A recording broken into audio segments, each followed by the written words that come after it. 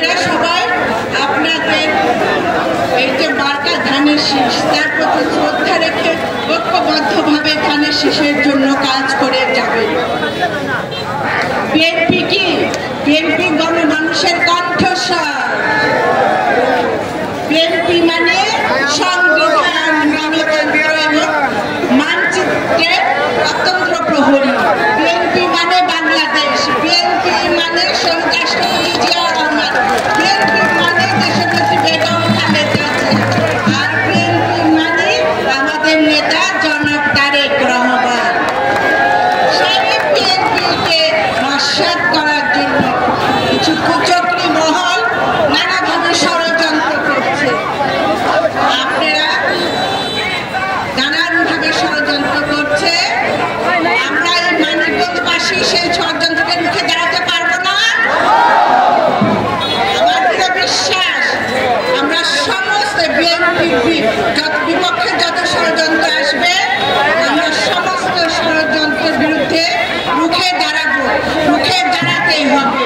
আমাদের এই ধানের শীষের জন্য রুখে দাঁড়াতে হবে ইনশাআল্লাহ। আপনারা জুড়ে, আমি শুনতে চাই আপনারা জুড়ে আওয়াজ করে বলুন ধানের শীষের জন্য আবার রুখে দাঁড়াবো।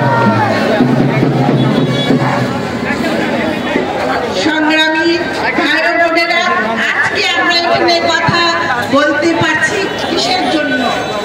জুলাই আন্দোলনে যারা আত্মত্যাগ করেছে তাদের জন্যই তো। তাদের জন্যই তো আজকে আমরা দেশের স্বাধীনতার স্বাদ পাচ্ছি, কথা বলার অধিকার পাচ্ছি।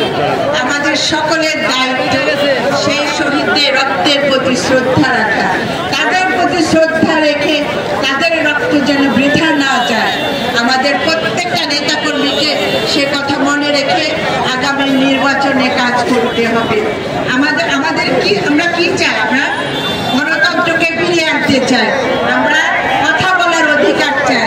আমরা শান্তিতে বেঁচে থাকার অধিকার চাই এবং বাংলাদেশে সুশাসন চাই, অর্থনৈতিক উন্নতি চাই। এটাই তো আমাদের মূল লক্ষ্য।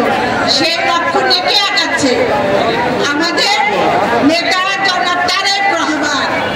সেই নেতার নেতৃত্ব, তার মেধা, সে সারা বাংলাদেশে যত দল আছে, সেই যত দল আছে ওনার সাথে কম্পেয়ার করা যাবে না, তুলনা করা যাবে না। তারেক রহমানের বাংলাদেশের রাজনীতিতে একটা অপর প্রতিরোধ একটি শক্তি। সেই শক্তিকে আমাদের ধরে রাখতে হবে। যে শক্তিকে কেউ কখনো হারাতে পারে না। তাই আজকে আসুন আমরা প্রতিজ্ঞাবদ্ধ হই। আমরা এই ধানের শীষের জন্য আজকে আপনারা প্রতিটা মানুষ বিগত দুঃশাসনের সময় যে কষ্ট লাঞ্ছনা পেয়েছেন, যে হামলা মামলা শিকার হয়েছে, সেইটা মনে রেখে আগামীতে জনাব তারেক রহমানের নেতৃত্বে ধানের শীষের জন্য আমরা কাজ করব। আজকে প্রতিষ্ঠা বার্ষিকীতে আমরা সবাই প্রতিজ্ঞাবদ্ধ হই। আমার ভাই ও বোনেরা, আমরা আমাদের এই কষ্টের দিনে শেষ হয়। আপনাদের মধ্যে